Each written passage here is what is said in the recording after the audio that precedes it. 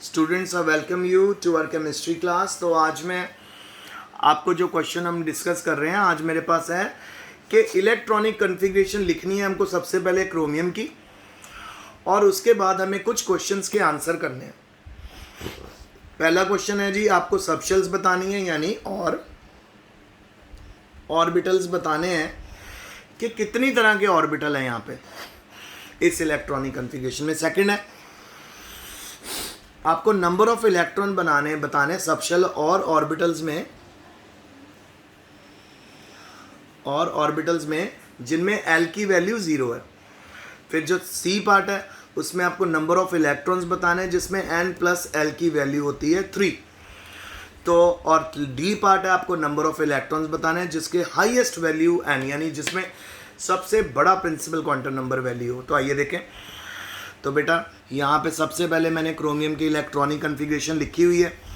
तो आप देख सकते हो 1s2 2s2 2p6 3s2 3p6 3d5 4s1, ये इलेक्ट्रॉनिक कॉन्फ़िगरेशन लिख ली। तो पहला क्वेश्चन उसने हमें बोला था कि कितनी तरह के ऑर्बिटल हैं। देखो बेटा, एक तो 1s ऑर्बिटल है, एक 2s ऑर्बिटल है, 2p है, 3s है। हमारे पास डिफरेंट तरह के यहाँ पे 7 ऑर्बिटल है। काउंट करें, 1 2 3 4 5 6 7। तो 7 तरह के हमारे पास यहाँ पे ऑर्बिटल है। फिर नेक्स्ट क्वेश्चन पूछा था, कहता है कि जहाँ पे L 0 है, जहाँ पे एजीम्यूथल क्वांटम नंबर 0 है, उनमें टोटल इलेक्ट्रॉन बताओ। तो आपको पता है कि एजीम्यूथल क्वांटम नंबर 0 होता है s ऑर्बिटल में। तो कितनी तरह के s ऑर्बिटल है? एक तो 1s है, 2s है, 3s है, 4s है। 1s 2s 3s में टोटल 6 इलेक्ट्रॉन यहाँ हो गए, एक इलेक्ट्रॉन 4s में हो गया। तो हमारे पास टोटल कितने हो गए? 7 इलेक्ट्रॉन। फिर अगला क्वेश्चन है, आपको बताना कि n प्लस एल की वैल्यू जहाँ पे 3 है उसमें कितने इलेक्ट्रॉन है। तो देखो बेटा, 1s के अंदर n प्लस एल की वैल्यू क्या आएगी? 1। 2s में 2, 2p में 3 आ जाएगी। तो हमने 2p के ऑर्बिटल्स के इलेक्ट्रॉन गिनने। 3s में भी 3 आ जाएगी, यहाँ पे भी गिनेंगे।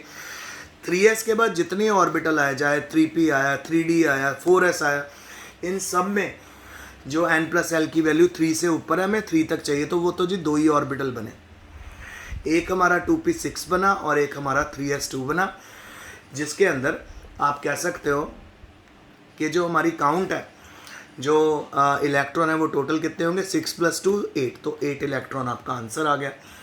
फिर उसने आपसे पूछा हुआ था कि हाईएस्ट वैल्यू ऑफ n बताइए, जहाँ पर हाईएस्ट वैल्यू ऑफ n बताइए जहाँ, और उसके अंदर कितने इलेक्ट्रॉन है।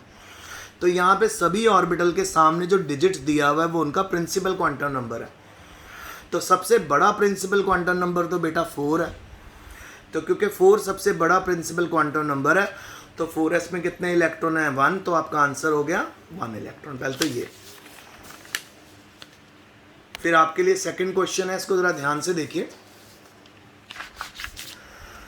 सेकंड क्वेश्चन में आपको रैंडम ऑर्डर में ऑर्बिटल्स अरेंज करके दिए हुए, आपको इन ऑर्बिटल्स को एक एक्यूरेट ऑर्डर में प्लेस करना है, इंक्रीजिंग एनर्जी में प्लेस करना है। तो बच्चों please keep it in mind, आपको ये ऑर्बिटल की जो इंक्रीजिंग ऑर्डर है ना, ये आपको रट्टा मारना है, बहुत अच्छे से याद करना है। आपको पता होना चाहिए 1s 2s 3s 3p 4s 3d 4p 5s, इस तरह से आपको सारा याद होना चाहिए। तो अगर आपको याद है तभी आप ये ऊपर दिए हुए ऑर्बिटल्स को अच्छे से अरेंज कर पाओगे, otherwise it will be very difficult for you. तो जब हम उसको अरेंज कर लेते हैं तो हमारे पास 1s 2s 2p 3s पहले आ गया ऑर्डर। नेक्स्ट ऑर्डर आया 4d। नेक्स्ट ऑर्डर यहाँ पे ब्रैकेट में मैंने लिखा हुआ था, सो वो आया 3s 3p 4s 4d। और लास्ट ऑर्डर आया 5p 5d 5f 6s 6p। और यहाँ पे एक बात आपको हमेशा याद रखनी है, वो बात ये है कि s के बाद p ऑर्बिटल आता है, p के बाद d आता है, d के बाद f आता है।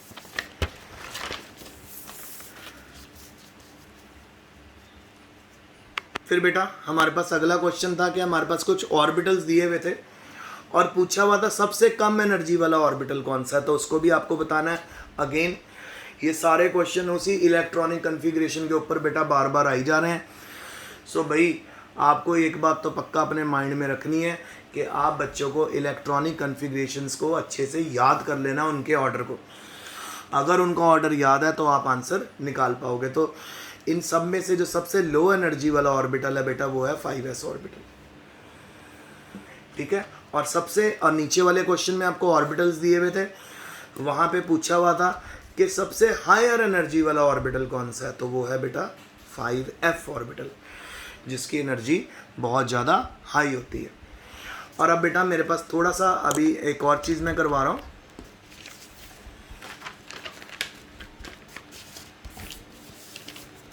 एक बार फिर से देख लो ताकि आपका रिवीजन हो जाए कि अगर हमें कहीं पे भी क्वांटम नंबर निकालने के लिए आ जाते हैं तो हम उन्हें कैसे निकालते हैं। तो एक तो बेटा सबसे पहले आपने टेबल बनाना है ऑर्बिटल, और यहाँ पे एल की वैल्यू s, p, d और f के लिए। s के लिए 0, p के लिए 1, d के लिए 2, f के लिए 3। तो सपोज मेरे को आया हुआ है 3f के लिए चारों क्वांटम नंबर निकालने। सो यहाँ पे n की वैल्यू तो जो इंटीजर होता है वो n की वैल्यू, तो वो n की वैल्यू कितनी होगी 3। l की वैल्यू f के लिए कितनी होगी 3। सो जहाँ जहाँ पे n और l की वैल्यू सेम आ जाए वो ऑर्बिटल पॉसिबल नहीं होता।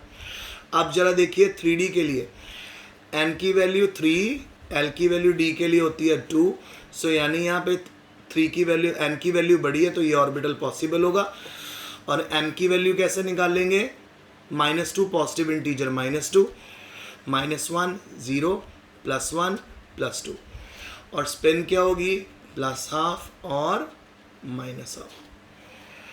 सो बेटा इस तरह से आपने ऑर्बिटल निकालना है। अब एक और एग्जांपल देख लो जल्दी से। 7s के लिए n की वैल्यू 7, l की वैल्यू 0, m की वैल्यू 0 और स्पिन भी यहाँ पर 0। सो ये आपका लेक्चर है, इसको अच्छे से समझ लेना। If you have any difficulty I am always available, you can ask me. Stay home, stay safe and best of